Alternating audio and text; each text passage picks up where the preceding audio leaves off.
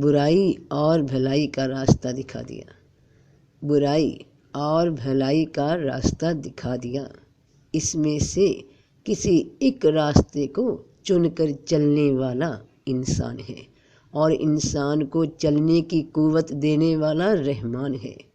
یا تم برائی ہو یا تم بھلائی ہو، کیونکہ یہ برائی یا بھلائی تم سے ظاہر ہوتی ہے۔ ایک مرد اور عورت سے پھیلا دیے گئے۔ بنیادی طور پہ دنیا کی ہر عورت یا مرد کا جسم ایک جیسا ہے، شکلیں مختلف دی گئیں تاکہ پہچان ہو سکے کہ اس مرد نے یا عورت نے اچھا یا برا عمل کیا۔ عمل ایک ہی ہے جس کے دو رخ ہیں، ایک اچھا ایک برا، اور حقیقت اس اچھائی یا برائی کی عمل ہی ہے۔ روح ایک ہی ہے جس کے دو رخ ہیں، ایک مرد ایک عورت، اور حقیقت اس مرد یا عورت کی روح ہی ہے۔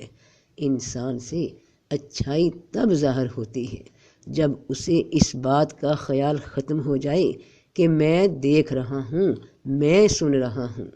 اچھائی تب ظاہر ہوگی کسی بھی عمل کے ساتھ جب مجھے دیکھا جا رہا ہے، مجھے سنا جا رہا ہے، یہ خیال انسان پہ چھا جائے، یعنی کوئی مجھے دیکھ رہا ہے، مجھے سن رہا ہے، تو میں پھر وہ کام نہیں کر سکتی۔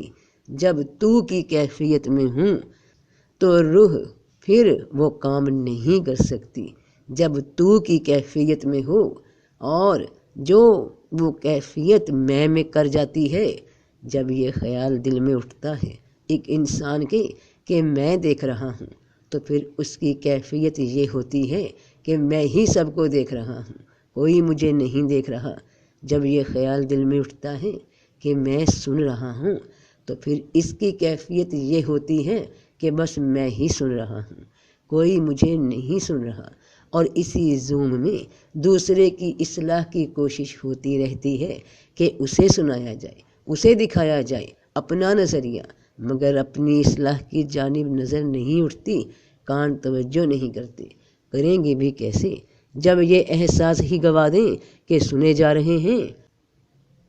یہ احساس رہے کہ دیکھنے والا، سننے والا عظیم پروردگار میرا خالق موجود ہے، تو پھر اپنے دیکھے اپنے سنے پہ کبھی مان نہ کرے گی، کبھی مان نہ کرے گی۔